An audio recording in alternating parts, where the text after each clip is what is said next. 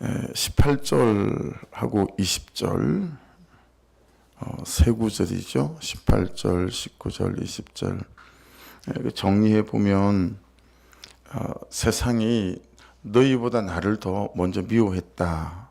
두 번째는 해서 세상이 너희를 미워할 수 있다. 이걸 비현실적 조건문이라고 하거든요. 아직 일어나지 않았어요.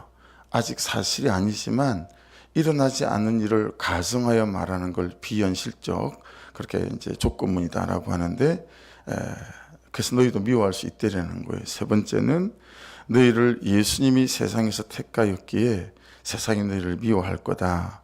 그리고 세상이 사람들이 나를 박했기 때문에 너희도 박해하게 될 거다. 다섯 가지로 요약이 될 수 있을 것 같아요. 그래서 오늘 말씀을 보면 미워한다.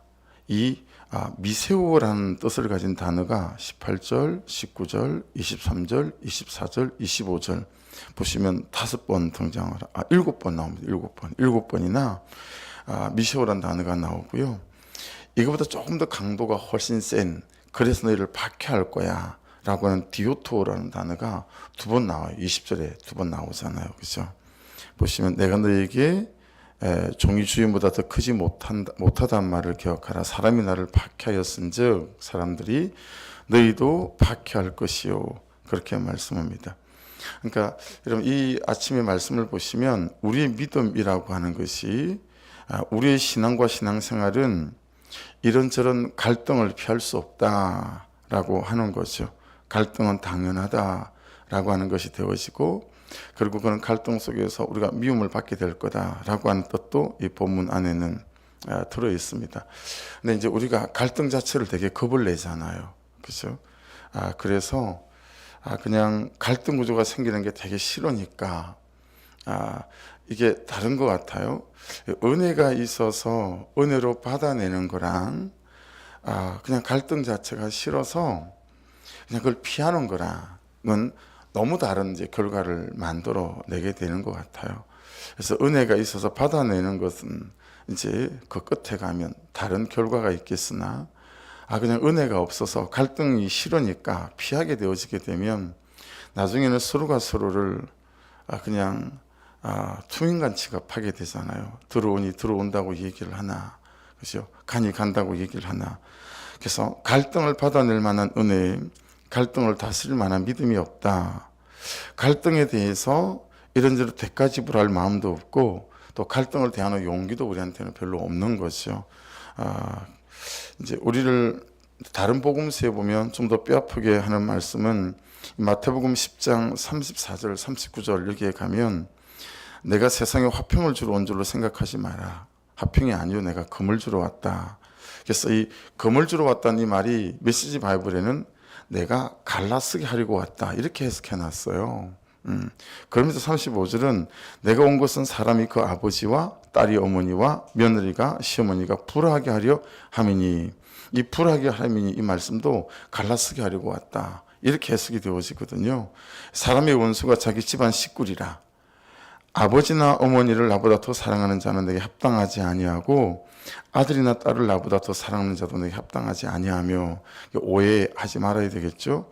이단들처럼 부부가 갈라쓰게 만들고 가정이 쪼개지게 만들고 그렇게 되어더라도 맞짱을 뜨고 싸워야 된다. 그래서 여러분 기본적인 하나님에 대한 오해가 있다 보니까, 그렇게 하나님께서 우리를 사랑하셔서 독생자를 주셔서 그 예수님께서 자기 목숨을 아끼지 아니하시고 우리를 위해 죽으셨다라고 하는 이 진리의 말씀들이 이단에 없어요. 그래서 자기들을 부유케 하기 위해서 그냥 가정이 쪼개지는 것들도 아무런 관여하지 않는 거죠. 그 가정을 위해서 받아내야 됩니다 이런 말 없잖아요. 그런 말을 하고 있는 게 아니다라고 하는 거예요. 이게 무슨 얘기냐면, 미움받을 용기도 있어야 되고 미움받을 힘도 있어야 된다라고 하는 거예요. 이렇게 말씀을 따라가는 삶을 살아가다 보면 시어머니가 또는 남편이 미워할 거라는 거죠.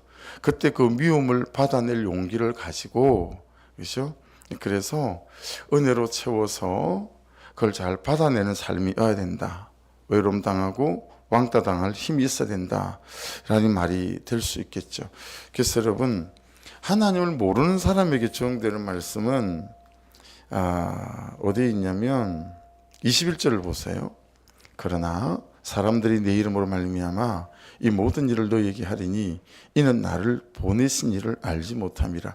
그래서 그들은 우리를 미워하고 핍박해요. 자, 그럼 우리는요, 예수님을 알고 하나님의 사랑을 아는 우리는 그런 우리를 미워하는 부분이 있고 우리를 핍박하는 마음들이 있을 때 이런 우리가 도망가지 않고 갈등을 피하지 않고 이 미움받을 용기를 가지고 그를 잘 받아낼 수 있어야 되는데 우리는 그게 왜 잘 안 될까요? 우리에게 적용되는 말씀은 26절로 가보십시다. 내가 아버지께로부터 너에게 보낼 보혜사 곧 아버지께로부터 나오시는 진리의 성령이 오실 때에 그가 나를 증언하실 것이요. 여러분, 그가 나를 증언하신단 말은 어떤 말일까요? 아버지 하나님은 우리를 향한 그분의 사랑을 어떻게 증언하셨죠? 예수님을 보내시는 걸로 증언하셨어요. 그렇죠? 말이 아니라 삶이죠. 예수님은 우리를 사랑하신다는 이 마음을 이 고백을 어떻게 증언하셨죠? 십자가의 죽으심으로 증언하셨어요. 그러니까 지금 이 말씀은 우리에게 그가 나를 증언하실 것이요 라고 하는 것은 보혜사 성령이 우리 가운데 오셔서 우리 심령에 계셔서 우리가 그를 위해서 십자가 지는 삶, 이걸로 우리가 증언하게 하실 거라는 거예요. 그는 나보다 옳도다. 당신이 나보다 옳아요. 예. 들을 말을 들었어요. 사실은 들을 말이 아니죠. 들을 말을 들었어요. 라고 하며 끝없이 그가 나를 미워함에도 불구하고 내가 이 미움을 받아낼 충분한 용기가 있고 마음이 있는 거예요. 그것은 어떻게 되어지는 거죠? 이 보혜사 성령으로. 그러니까 여러분, 우리가 이렇게 말하면 될 것 같아요. 정말 그 사람은 받아내기가 버거운 사람이에요. 정말 그 사람의 말은 들을 말을 들었습니다 하기가 정말 지치고 어려운 사람이에요. 이렇게로 말을 할 것이 아니라 오늘 말씀의 근거에서 보면 우리가 어떻게 말을 하는 게 맞냐면 참 제게 은혜가 없어요. 참 제가 성령 충만하지 않아요. 이렇게 말하는 게 맞다라고 하는 거예요. 그러니까 지금 말씀은 너희는 어떻게 네 삶을 증언해야 되냐면 보혜사 성령으로 충만해서 그를 받아내는 삶으로 너는 하나님이 나를 사랑한다고 증언해야 하는 거야. 너는 참 견디기 어려운 그 사람을 받아냄을 통해서 내가 예수를 믿습니다. 이 삶을 증언해야 되는 거야. 라고 말씀하고 있다라고 하는 것입니다. 여러분, 생각해 보세요. 지금 18절로 20절 말씀을 보면 끊임없이 우리가 그는 나보다 옳도다 하고 들을 말을 들었습니다 하고 살고 회사에서는 정말 성실하게 사는 거예요. 진실하게 사는데 왜 세상은 우리를 미워할까요? 그렇게 열심히 사는데 그렇게 왜 삐딱하게 볼까요? 그게 21절인 거예요. 방금 읽은 것처럼. 나를 보내신 이를 알지 못한다는 거예요. 이게 근본적인 이유예요. 그들은 하나님을 몰라요. 예수도 몰라요. 그러니까 우리를 미워할 수밖에 없다라고 하는 거예요. 근데 여러분, 왜 그들이 미워할 수밖에 없냐면 22절을 보실래요? 내가 와서 그들에게 말하지 아니하였더라면 죄가 없었으려니와 지금은 그 죄를 핑계할 수 없느니라. 여러분, 왜 세상이 사람들이 예수를 미워하는 거죠? 죄를 말하는 거예요. 그게 죄야. 그건 죄된 삶이야. 그 삶은 옳지 않아. 라고 하는 거죠. 죄를 말씀하시니까 불편하는 거예요. 그렇게 사람들이 싫어하는 거죠. 그러니까 반대로 생각하면 참 그렇게 싫다는데 왜 예수님 자꾸 죄를 말씀하실까? 여러분, 우리가 큐티 목회를 시작할 때 저는 저대로 너무 힘이 들었어요. 옳다는 건 알겠는데 이게 가야 될 길은 맞는데, 그죠? 성경에 죄만 있는 건 아니잖아요. 구원의 감격도 있고 구원의 복음도 있잖아요. 근데 참 이게 깨달아져서 죄를 말할 때 이걸 듣는 성도들의 마음은 또 어떨까? 이런 생각이 들지 않겠어요? 그러니까 죄를 말하니까 너무 불편한 거예요. 그 자기 죄를 보지 못하니까 계속 옳고 그름으로 판단하니까 여러분 나도 안 자라고 나도 안 살고 그도 못 살리니까 이제 내 죄를 보는 순간부터 모든 실타래가 풀려서 그를 받아낼 수 있는 용기들이 생기니까요. 결국은 이게 이제 되지기 시작하는 거 아니겠어요? 남자라 그런지 정치에 목사지만 아예 관심이 없는 건 아니에요. 그래서 어떤 사람이 이번에는 또 선거에 나오나 조국 혁신당이라고 하는 당이 폭발적으로 뜨고 있어요. 그래서 거기는 지역 국회의원은 내보내지 않고 지금 연동형 우리 선거법이기 때문에 이제 비례만 나오거든요. 그래서 그 지역별로 이제 투표를 해서 3% 이상이 되면 그러면 이제 두루두루 소수당들도 정치에 참여해서 그 사람들을 대변할 수 있는 국회의원이 있어야 된다. 장애자를 대변할 수 있는 국회의원.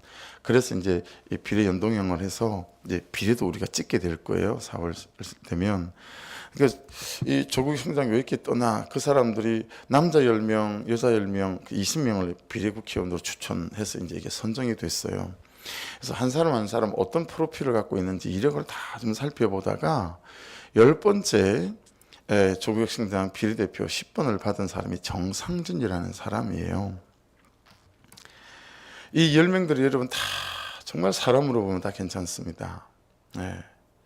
학벌도 괜찮고요. 성실하게 살아온 사람들이고 주변 사람들에게 다 인정받고 자기 삶을 헌신한 사람들도 되게 많아요. 두 번째 영입된 그 여자분은 미국에서 가만히 있으면 정말 떵떵거리고 살아갈 수 있는 그만한 배경과 학벌과 자기 현재의 사회적인 포지션이 있어요. 그런데 다 포기하고 편도만 끊어서 왔대잖아요. 편도만 끊어서. 그리고 내가 화살바지 되겠습니다. 여자분인데 뭐 그런 사람도 있고 그래요. 근데 이 정상진이라는 이분은 사람 자체가 괜찮아요. 그리고 삶도 되게 괜찮아요. 세월호 참사를 아무도 다루지 않았을 때 이 세월호 참사를 다룬 다큐멘터리 다이빙 벨이라는 걸 적자를 감수하고 다이빙 벨이라는 영화를 만들었어요. 그리고 박종철 고문치사 사건 있죠. 이 남영동 1987이라는 영화도 돈이 안 될 줄 알면서 이 영화를 만들어서 그렇게 또 세상에 알리는 거죠. 그 영화도 이런 영화를 만든 게 10개도 넘어요. 돈 벌자고 만든 게 아니라 돈을 벌어서 세상 사람들에게 뭘 알리려고 만든 영화가 그렇게 많아요. 여러분 이 사람이 이분이 이게 조국 혁신당에 들어오면서 내건 자기의 슬로건이 뭐냐면 표현의 자유가 사라진 대한민국. 다 전문가들만 완전 전문가들만 한 사람씩 데리고 입당을 시켰어요. 이 사람은 문학의 전문가예요. 문학의 전문가로 입당을 한 거예요. 근데 여러분 이분이 꼭 해야 되겠다고 꼭 자기가 국회의원이 만일에 되면 꼭 입법을 해야 되겠다고 말하는 법이 뭐냐면 생활동반자법입니다. 그분 내력을 한 사람 한 사람 다 면밀히 제가 이렇게 좀 봤으니까요. 이분이 하려고 하는 게 생활동반자법인데 이게 어지간한 기사에는 나오질 않아요. 그래서 한 4-5개 기사를 보다가 제일 끝에 2줄 있는 걸 보니까 생활동반자법을 꼭 해야 되겠다. 이 생활동반자법이 뭐냐면 결혼을 안 해도요. 그냥 대학생들끼리 동거하잖아요. 그럼 이걸 부부로 인정을 해줘서 부부들이 받을 수 있는 모든 법적 혜택을 받을 수 있게 만들어주는 거예요. 남녀가 사회생활하는 사람들이 결혼하지 않고 그냥 동거하고 살아도 법적인 부부하고 똑같이 인정을 해줘서 아기를 놓으면 아기에 대한 또는 신혼부부에 대한 모든 뭐 집을 얻는 그런 여러 가지 혜택이 있잖아요. 그런 걸 다 제공해줘야 된다. 여러분 사실혼도 마찬가지고 심지어는 요즘은 싱글들이 강아지 데리고 살고 고양이 데리고 살고 하잖아요. 그 싱글들이 강아지 데리고 살고 고양이 데리고 사는 것들도 부부가 누리는 법적 혜택을 다 누리게 해줘야 된다는 거예요. 이게 생활동반자법이에요. 이거 꼭 자기는 입법하고 싶다라는 거예요. 사람도 너무 괜찮아요. 살아온 삶도 너무 괜찮아요. 그래서 주변에 치지 않은 사람들이 되게 많고요. 자기에게 목숨 걸겠다는 사람들이 많아요. 그런데 이 사람들이 만들고자 하는 이런 법들을 보게 되어지게 되면 너무 성경에 반하는 거예요. 그래야 출산율이 올라간다는 거죠. 사실은 여러분 이분이 하는 이 법은 프랑스는 가장 강력하게 하고 있고 유럽에는 대부분 이 법들을 사실은 하고 있어요. 근데 반대로 모든 교회가 다 무너졌잖아요. 모든 교회가 다 무너져 있어요. 모든 500년, 300년 교회가 전부 다 나이트클럽으로 다 팔리고 있고요. 모스크로, 이슬람 자기들 예배당으로 다 바뀌고 있는 상황이거든요. 그래서 참 얼마나 사람을 생각하고 또 사람을 위로하는 따뜻한 법들이고 시대에 맞는 현실적인 법처럼 보이지만, 그래서 마음이 가고 감정이 가고 그들의 손을 들고 싶은 마음이 정말 인간적으로는 든다니까요. 근데 문제는 뭐예요? 이게 성경이 말씀하시는 인본주의예요. 네. 성경은 하나님을 말하고 하나님의 말씀을 따라 사는 삶을 말하죠. 그래야 가장 우리가 행복할 수 있다라고 말하는 거예요. 그런데 이 참 좋아 보이고 인간적이고 사람을 생각하는 이 인본주의에 뭐가 있는 거예요? 죄를 죄가 아니다라고 말하는 게 있는 거예요. 네. 말씀을 따라가는 삶을 세상이 싫어하는 이유는 무엇입니까? 우리는 죄가 아닌데 죄가 아닌 것을 죄라고 말하니까 싫은 거예요. 그래서 미움을 받는다라는 거예요. 야, 내가 와서 죄를 죄라고 말했기 때문에 그들이 나를 미워할 수밖에 없고, 그리고 너희들을 그들이 미워할 수밖에 없을 거다, 이 말씀을 하고 있는 거예요. 그래서 여러분 19절 20절을 다시 보시면, 너희가 세상에 속하였으면 세상이 자기의 것을 사랑할 것이나 너희는 세상에 속한 자가 아니요 도리어 내가 너희를 세상에서 택하였기 때문에 세상이 너희를 미워하느니라. 우리를 택해서 그분의 말씀대로 살아가게끔 하면서 세상에 말하는 죄를 죄라고 하니까요. 인본주의가 아니라 말씀주의를 붙잡으니까요. 20절, 내가 너희에게 종이 주인보다 더 크지 못하다 기억하라. 사람들이 나를 박해하였은즉 너희도 박해할 것이요 내 말을 지켰은즉 너희 말도 지킬 것이라. 여러분, 이게 쏘구면 안 돼요. 소돔과 고모라가 얼마나 사람을 위한 도시였는지 여러분 아세요? 여러분, 로마는, 네, 여러분 성경에 나오는 가장 대표적인 사건은 뭘까요? 창세기 11장 3절로 4절 말씀이에요.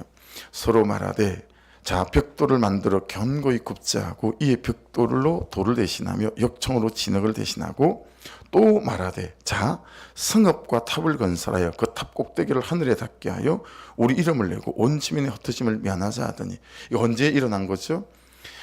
홍수 사건 뒤에 이제 우리가 벽돌을 쌓자. 그래서 바벨탑을 쌓자. 그래서 하나님이 홍수를 우리를 심판하려고 그래도 절대 우리를 홍수를 심판하지 못하도록 이 바벨탑을 쌓아서 하늘에 닿게 만들자라고 하는 거예요. 하나님을 대적하는 생각이죠. 하나님을 대적하는 사람들의 계획이고 하나님을 대적하는 사람들의 방법인 거예요. 근데 여러분, 너무 사람들의 지지를 받았어요. 그래서 온 세상 사람들이 모여서 바벨탑을 지은 것 아니겠어요? 그래서 여러분, 오죽하면 하나님이 이 땅에 내려오셨잖아요. 그리고 하나님이 내려오셔서 언어를 흩었어요. 그때부터 한 언어였던 게 다 언어가 갈라지게 됐다라고 성경이 말씀하고 있잖아요. 사람들을 위한 계획처럼 보이지만 그것들이 사람들을 가장 뼈아프게 만들고 고통스럽게 만드는, 죄로 나아가게 만드는 길이었다라는 거죠. 동반자법이 너무 사람들을 위한 좋은 법으로 보이지만 그것이 사람들을 아프게 만들고 힘들게 만드는, 그는 죄의 종노릇하게 만드는 법이 될 수밖에 없다라고 하는 거죠. 이 바벨탑의 뜻이 뭔지 아십니까? 신의 문이라는 뜻이에요. 야, 이게 신의 문이야. 우리가 만든 우리의 신의 문. 그러니까 창세기 3장에서 선악과를 따먹으면서 야, 나도 이제 하나님이 될란다 라고 말한 아담이나 바벨 사건이나 동일한 사건인 거예요. 그리고 그 일은 오늘날에도 여전히 자행되고 있고, 생활 동반자법, 너무 사람을 위하는 일 같으나 이거 역시 하나님을 대적하는 바벨탑 같은 사건이다 라고 보며, 참 괜찮은 사람이나 괜찮은 삶을 살아왔으나 그들이 하나님을 모르기에 하나님을 대적하는 죄들을 말한다 라고 하는 거예요. 그래서 참 어렵죠. 참 나라를 다스리는 것을 보면 참 어렵지만, 여러분, 그래서 이 사람들이 하면 참 잘할 것 같지만 이 사람들이 만드는 법을 보면 참 하나님을 대적하는 법들이 너무 많다라고 하는 거죠. 그래서 여러분, 오늘 묵상 간증을 펴보십시오. 그 뒤에 이름 자체가 미움받을 용기입니다. 항공사 승무원으로 일하던 저는 20대 중반에 혼전 임신으로 결혼한 뒤 일을 그만두었습니다. 그러다 둘째를 낳고 산후 우울증으로 힘들 때 다단계에 빠져 6년간 부재중 아내와 엄마로 살았습니다. 그렇게 세상에 속한 저 때문에 남편과 아이들은 매우 힘들어했습니다. 결국 많은 돈을 잃고 마음이 공고해진 저는 제 발로 교회에 나가 내 마음대로 살았던 죄를 용서해달라고 부르짖었습니다. 그러다 1년 후 남편의 외도가 드러났습니다. 그런데 남편은 오히려 저를 원망하면서 모든 책임을 제게 돌렸습니다. 하지만 저는 예배 자리를 지키고 말씀을 묵상하면서 이 모든 것은 그동안 내 멋대로 살아온 내 삶의 결론이고 하나님이 사랑으로 주신 심판의 사건이구나라고 깨닫게 되었습니다. 또한 제가 돈을 쫓느라 아내와 엄마의 자리를 지키지 못하여 남편은 외도하고 아이들은 주의력 결핍과 정서 불안을 겪을 수밖에 없음을 인정하게 되었습니다. 그러자 남편에게 미움받을 용기가 조금씩 생겼습니다. 이거 아니겠어요? 말씀을 따라서 남편이 그랬지만 그 남편을 받아내는 삶, 미움받을 용기, 그렇죠? 이렇게 말씀으로 사건이 해석되니 남편의 원망의 말들이 도리어 황송하게 들렸습니다. 그래서 남편에게 무릎을 꿇고 용서를 빌 수 있었습니다. 남편은 그런 죄를 차갑게 밀어냈지만 보혜사 성령님이 저와 함께 하시고 정언해 주심을 믿기에 기쁨이 넘쳤습니다. 남편이 아무리 저를 외면해도 하나님이 칭찬해 주시는 것 같아 자존감도 높아졌습니다. 남편은 그런 저의 모습에서 나와 함께 하시는 하나님 아버지를 보게 되었는지 점점 저에 대한 경계를 풀고 교회 속으로 모임에도 참석했습니다. 이후 남편은 분수령적인 회개로 외도를 끊고 더 이상 자기 죄를 핑계하지 않게 되었습니다. 지금은 저희 부부 모두 소그룹 리더로 부름받아 예수를 증언하는 인생을 살고 있습니다. 죽어가던 저희 가정을 살려주시고 죄인인 저와 남편을 사명자로 세워준 주님을 찬양합니다. 여러분, 삶의 역전이, 부부관계의 역전이, 인생의 역전이 어떻게 일어나는지 이 묵상 간증에 너무 잘 말씀하고 있지 않습니까? 그러니까 여러분, 사랑해주지 않는데 사랑할 용기, 이게 우리에게 있어야 되거든요. 근데 제가 이 말씀에 비춰서 저를 좀 보게 됐어요. 어때요, 여러분? 저는 아직 이 수준이 안 되는 것 같아요. 여러분이 참 모자라는 목사와 함께 신앙생활을 하고 있는 거예요. 사랑해주면 사랑할 용기는 있는데 사랑해주지 않는데 사랑할 용기가 없는 거예요. 여러분은 어떠세요? 여러분, 사랑해주지 않는데 사랑할 용기 있으세요? 저는 성도들한테 막 사랑을 구걸할 수는 없잖아요. 그러니까 아내한테 사랑을 저는 받아야 되잖아요. 그러니까 저는 아내 조금만 말해도 잘 삐져요. 뻑하면 삐져요. 그러니까 사랑해주지 않아도 사랑할 용기가 내게 없는 거죠. 참 모질이 아니겠어요, 그렇죠? 미워하는데 미워하지 않을 용기 있으세요? 그 사람이 계속 나를 미워하는 거예요. 나는 미워하지 않을 용기. 이분은 오히려 자존감이 높아졌대잖아요. 그렇죠? 미워할수록 내가 정말 말씀을 가지고 받아내니까 이 사람도 나를 미워하는구나. 내가 말씀대로 잘 가고 있나 보다. 오히려 자존감이 높아졌대요. 여러분에게 미움받을 용기, 사랑하지 않는데도 사랑할 용기, 미워하는데도 미워하지 않을 용기가 있으십니까? 그것이 오늘 말씀에서 보혜사 성령께서 우리에게 오셔서 우리에게 되어져야 될 일들이다 라고 말씀하시니, 여러분 정말 우리가 나내며 남편이며 자녀며 뭐 이런 거 탓할 그게 없는 거죠. 그래서 어제 밤에도 어제 부부 목장을 하는 날에 부부 목장을 할 때도 혹시 딸이 순자 거부를 풀었나 싶어서 보니까 순자 거부가 돼 있는 거예요. 그래서 어제 집에 들어가 가지고 뭐 여전히 싸한 거죠. 근데 여러분 자꾸 그러니까 저도 살짝 화가 나는 거 있죠. 지가 뭐 잘했다고 저럴까. 근데 또 새벽에 말씀을 보면서 참 저의 연약함과 부족함을 보는 거죠. 사랑 여러분, 사랑하지 않는데도 사랑할 용기가 여러분에 있기를, 또 미워하는데 미워하지 않을 용기가 있기를, 그리고 미움받을 용기가 말씀을 따라가 있기를 주의 이름으로 축복합니다. 그래서 이 하루도, 이 새벽에도 이 진리의 성령, 이 보혜사 성령으로 저와 여러분의 가슴을 채워서 우리가 존재적 부유함, 존재적 부자가 되셔서 이 하루도 말씀을 따라가는 그 삶에서 하나님의 말씀대로 사랑하고 받아내는 그런 인생이 되어지시고요. 그리고 잘 분별하셨으면 좋겠어요. 정말 저들이 사람들이 괜찮고 그 살아온 삶이 괜찮고 뜻이 참 괜찮지만 결국 그들이 이 인본주의에 젖어서 하나님의 말씀을 대적하는 그 끝에 있는 이런 것들을 잘 분별하셔서 사랑하는 여러분, 말씀을 따라가 말씀이 주시는 이 은혜를 누리고 사는 저와 여러분 될 수 있기를 주의 이름으로 축복합니다. 기도하겠습니다. 말씀 붙잡고 기도하시고, 하나님 저에게 이 새벽에도 보이사 성령으로 진리의 성령으로 충만케 해주셔서 아버지 정말 바벨탑을 쌓아가며 하늘을 대적하려고 하는 나의 방법을 온전히 좀 내려놓게 도와주시고, 아버지 말씀을 따라가는 인생이 될 수 있도록 역사해 주시옵소서. 인본주의가 끊어지게 하시고 온전히 말씀을 따라가는 아버지 말씀주의가 나의 삶이 되게 도와주셔서 하나님 주시는 이 받아내는 삶, 이 미움받을 용기, 나를 사랑해 주지 않지만 오히려 그를 사랑할 용기가 이 삶의 이 하루도 넘칠 수 있도록 간섭해달라고 기도하시고, 교회 이전을 위하여 아버지 주의 뜻 가운데 잘 세워져 가게 도와주옵소서.